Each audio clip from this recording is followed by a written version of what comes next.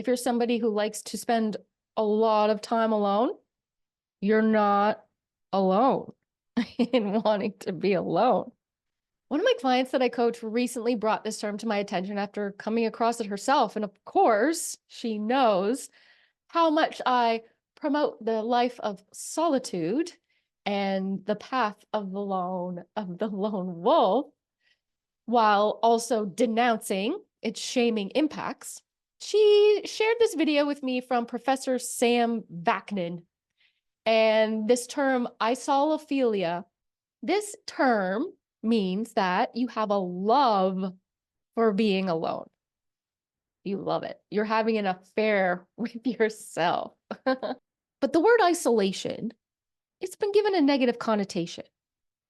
And for those of us who love being alone, we'd prefer to call ourselves not isolating, but enjoying our solitude. So can we be a solophiliac instead?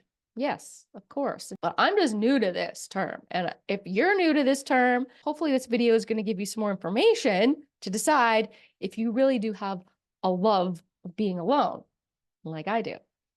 It's also where we incorporate the understanding of a lone wolf. Is the lone wolf a solophiliac? Damn straight they are. They prefer the solo path. And they're preferring the path of solitude, which is not isolating at all. We're not cut off from society. We're very much aware of what's going on in society, and we choose not to have anything to do with it. We're not cut off from people. We're certainly aware of all the people that we have in our lives, and we choose whether or not we're going to spend time with them. We're definitely not cut off from nature. So they're really not cut off from anything, for that matter.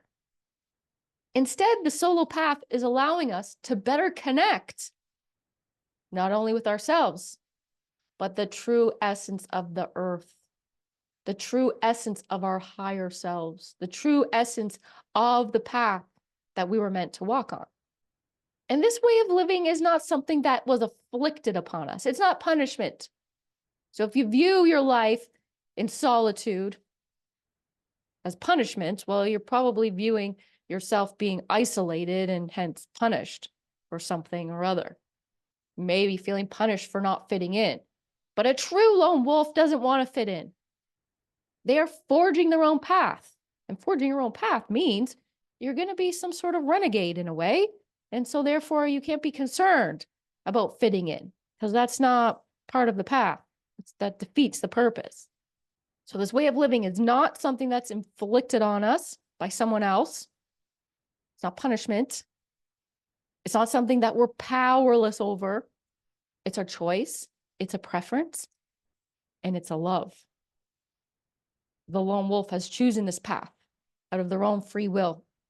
Now, if you say otherwise, then I don't believe you're a true lone wolf, or maybe you're still trying to accept this path of being a solophiliac, a lone wolf who prefers and loves their time alone. Otherwise, you wouldn't be a lone wolf to begin with.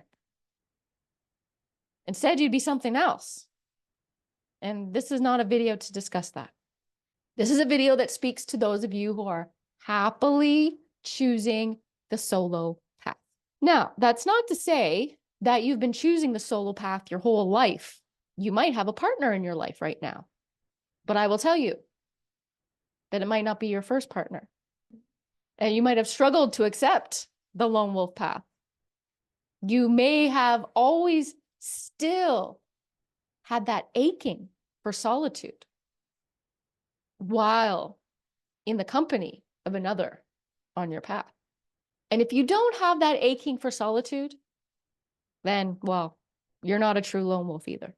You might have had decades of walking a path with someone else, only to realize that you've compromised yourself.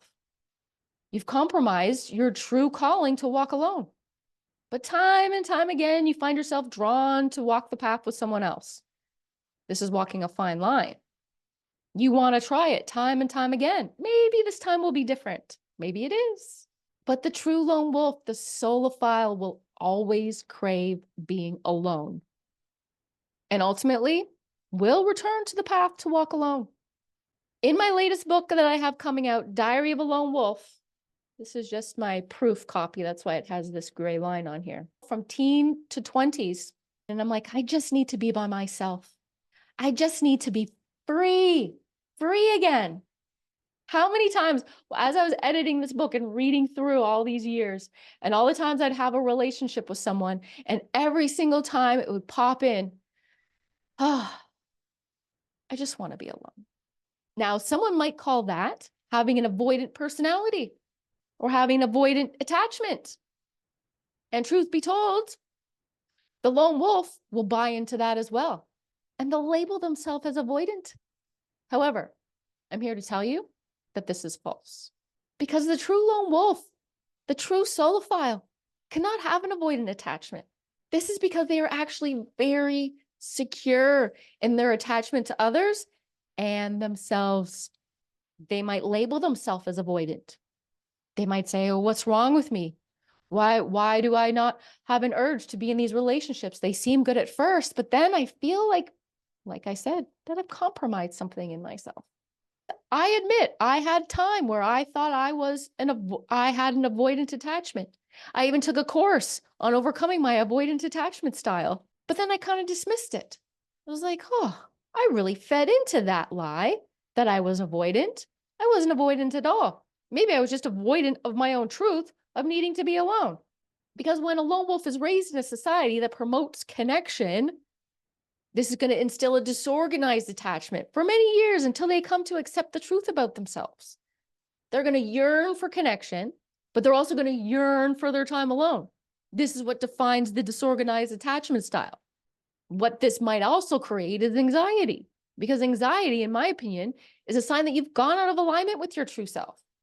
So the anxious attachment style can plague many lone wolves, which challenges their view of their self and this underlying love of solitude. Your natural predisposition is being compromised. Someone who likes to be alone so much, they must be depressed. They must have something wrong with their personality.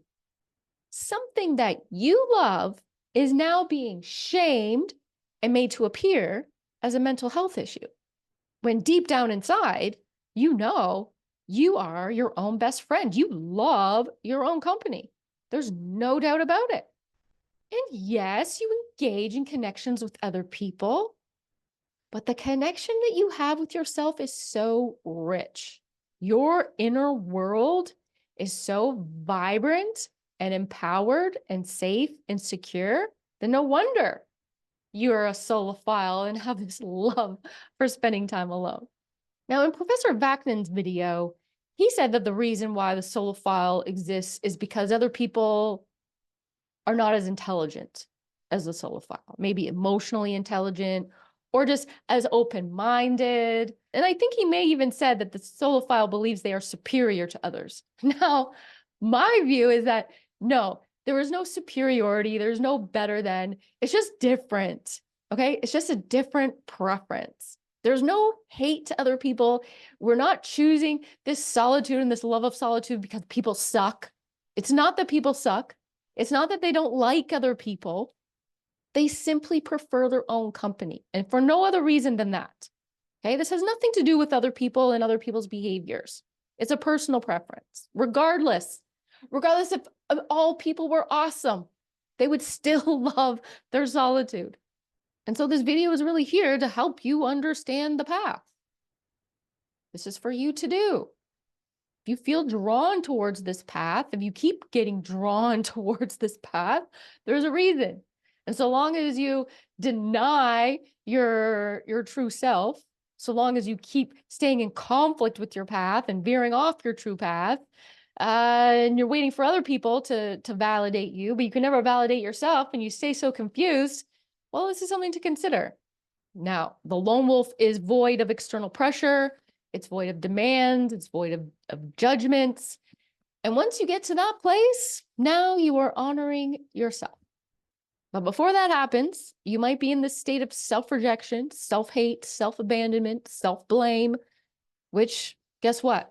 That's going to open you up to being rejected by others, being abandoned by others, blaming other people for not understanding you, and then hating on them and saying people suck. And if you're doing that, you might not be a true lone wolf, because the path of the lone wolf is carving one of rebellion. Remember I said they're a renegade. They're carving a path of reclusivity, reunification. And that reunification is forged from within, while rebellion is what is seen from others. What are you doing? Why are you not being like the rest of us? We don't understand you. And that reclusivity is what is shunned by others who do not understand. So if you understand this about yourself and you accept this about yourself, then welcome to the path of the lone wolf. You have chosen this path. It has not chosen you. If you feel powerless to it, then it is not the path for you. If you feel called to this path time and time again, then you are indeed a lone wolf. If you've ever gone off your path and you hear the calling to come back to solitude, then indeed, you are a lone wolf. But if you're feeling punished to be in solitude, then you're not a lone wolf.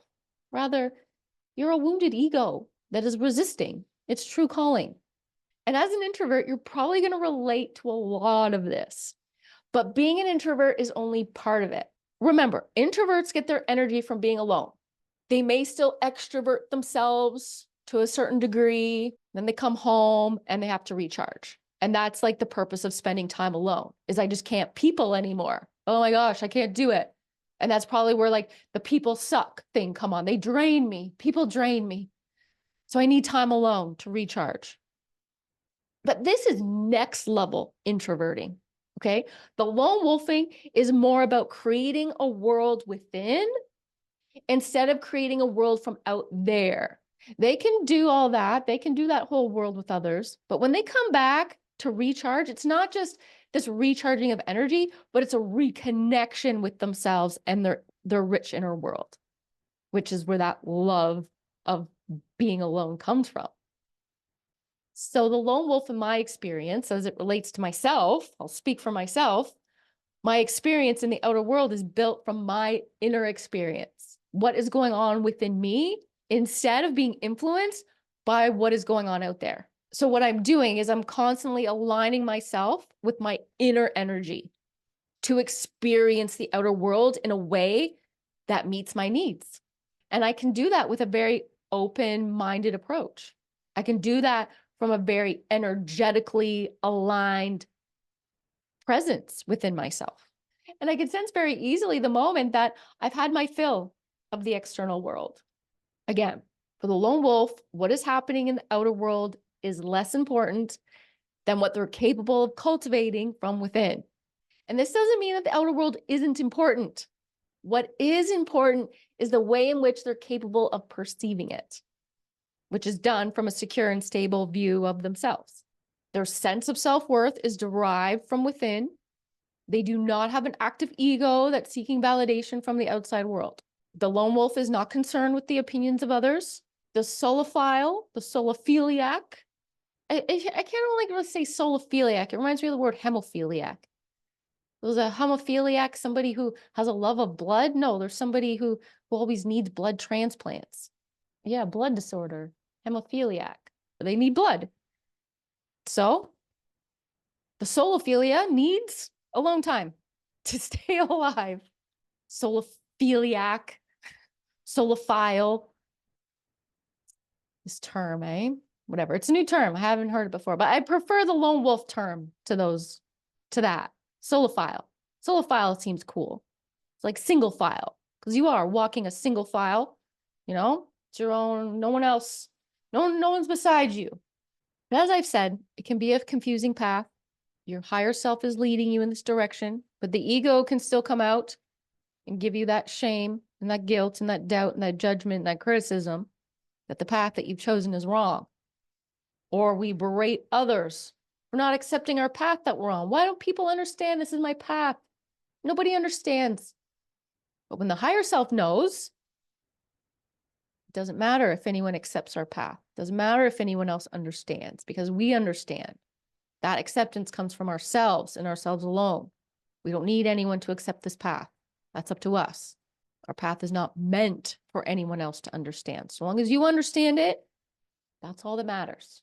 So happening upon this video is your sign that it's time for you as a lone wolf, if you really are one, to understand that making this choice doesn't mean there's anything wrong with you. It just means that you've chosen something that not a lot of people understand, and that's fine. It's not for them to understand. It's for you to understand. That's all that matters here. Hopefully I've said that enough times. We need to hear things repeatedly before it, gets through our thick skull.